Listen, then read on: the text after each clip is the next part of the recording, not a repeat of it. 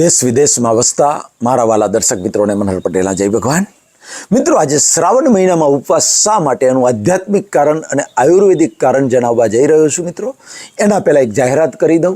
છેલ્લા 2 વર્ષથી અમે જે 300 ઘરડી ગાયો છે કતલખાનામાંથી છોડાયેલી, એ દત્તક લીધી છે.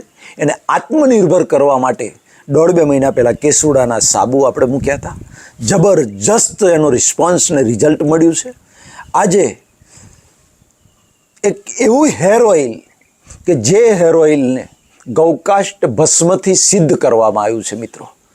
અને એટલા માટે આ જે હેર ઓઇલ છે ગૌકાષ્ટ ભસ્મ, એ મિત્રો 108 જડીબુટ્ટીનો બાપ છે.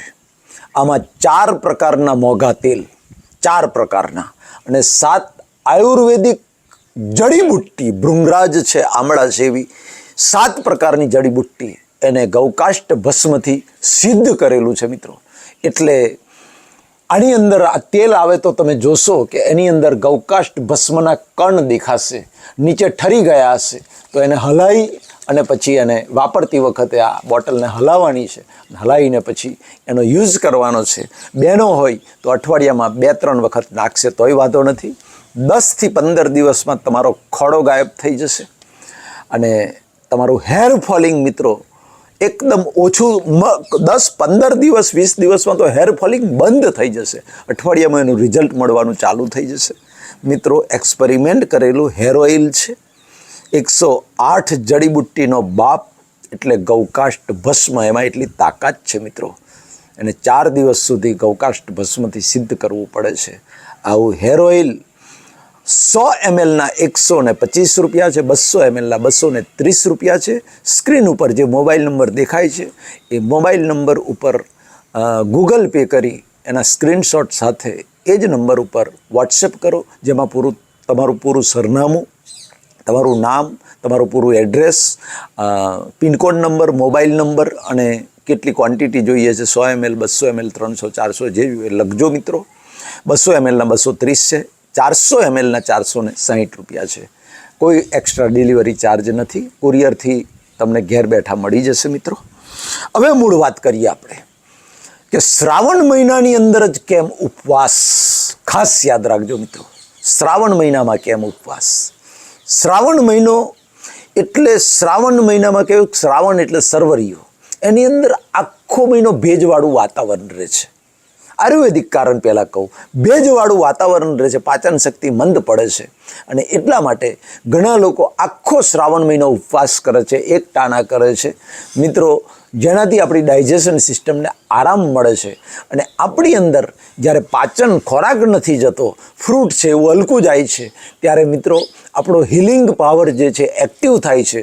અને આખા વર્ષની જે ગંદકી, જેને કાચો આમ કહેવાય, કોલેસ્ટ્રોલ કહેવાય, એ 72,000 નાડીઓમાં જે ગંદકી જમા થઈ હોય એને આપણો હિલિંગ પાવર બોડીનો, જ્યારે એને ખોરાક પચાવવાનું કામ નથી હોતું ત્યારે એ જ હિલિંગ પાવર આખા શરીરની જે કાચો આમ છે એ કાચા આમને પચાવવાનું કામ કરે છે અને શરીરમાંથી બહાર ફેંકવાનું કામ કરે છે.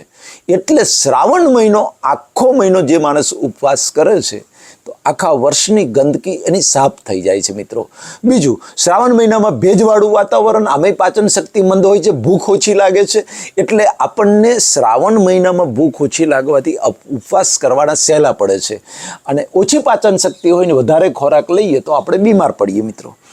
એટલે ખાસ યાદ રાખજો, શ્રાવણ મહિનો આખો ના થાય તો અઠવાડિયામાં 2 ઉપવાસ કરવા. શ્રાવણ મહિનામાં 2 થી 3, 2 ઉપવાસ કરશો તો પણ ઘણું છે. પણ ઉપવાસ કરીને પછી યાર આખો દિવસ 500 ગ્રામ કેળો ખાઈ જવો, 500 ગ્રામ સફરજન ખાઈ જવાનું, સાબુદાણાની ખીચડી, કઢી ખાઈને મેલો હડી, અને આ બધું ખાવાનું, પેટ ભરેલું, તો તમે પેટને તો આરામ નથી આપ્યો, તો હિલિંગ પાવર તમારો એક્ટિવ કઈથી થશે? તો જે લાભ જોઈએ એ મળે નહીં. એટલે આની પાછળનું આયુર્વેદિક કારણ છે કે શ્રાવણ મહિનામાં ઉપવાસ કરવો. આધ્યાત્મિક કારણ એટલું છે મિત્રો કે જ્યારે આ ઇન્દ્રિયોને, શરીરને આહાર નથી મળતો, ખોરાક નથી મળતો, તે વખતે આપણું મન એક્ટિવ થાય છે અને એકાગ્રતા ભગવાનનો શ્રાવણ પવિત્ર મહિનો છે આધ્યાત્મિક દ્રષ્ટિએ, એટલે ભગવાનનું જે ભજન કરીએ, સત્સંગ કરીએ, માળા કરીએ, એની અંદર આપણું ચિત્ત એકાગ્ર થાય. ક્યારે થાય? શરીર ભૂખ્યું હોય ત્યારે. અને તમે જોજો, કોઈ દિવસ ઉપવાસ કરજો, જે દિવસે શરીર ભૂખ્યું હશે ને તે દિવસે એકદમ માઇન્ડ ફ્રેશ હશે, કામ કરવાની મજા આવશે. ખાધા પછી આળસ ચડે છે મિત્રો. એટલે આધ્યાત્મિક દ્રષ્ટિએ જ્યારે આપણે ભજન, સત્સંગ, ભગવાનની પૂજા અર્ચના, આ ધાર્મિક કાર્યોની અંદર આપણું ચિત્ત એકાગ્ર થાય. એટલા માટે મિત્રો શ્રાવણ મહિનો જે પવિત્ર મહિનો ધાર્મિક દ્રષ્ટિએ અને પવિત્ર મહિનો કયો છે, એ પવિત્ર મહિનામાં ભજન, સત્સંગ, કીર્તન, મંદિરોની પૂજા, આ બધું જે ચાલે છે, ધાર્મિક વિધિઓ ચાલે છે, એમાં આપણું ચિત્ત એકાગ્ર થાય, મન એકાગ્ર થાય. જો આપણું શરીર ભૂખ્યું હશે તો. બાકી ખાધું હશે તો ખાધું ને ખાટલો તરત ખાટલો યાદ આવશે. ચિત્ત એકાગ્ર નહીં થાય, ચિત્ત આમ બેચેની લાગશે શરીરની અંદર. આ એનું આધ્યાત્મિક કારણ છે મિત્રો. વધારે નહીં તો શ્રાવણ મહિનામાં અઠવાડિયામાં 2-3 ઉપવાસ કરજો. હું પણ કરું છું મિત્રો. આ જ કારણ છે. તાજા માજા રહો, સાજા રહો. શ્રાવણ મહિનામાં શિવજી ભગવાન મારા બધા જ દર્શકોને લાંબુ અને નિરોગી આયુષ્ય આપે. હૃદયથી પ્રાર્થના. મનહર પટેલના જય ભારત, જય હિન્દ, જય ગુજરાત.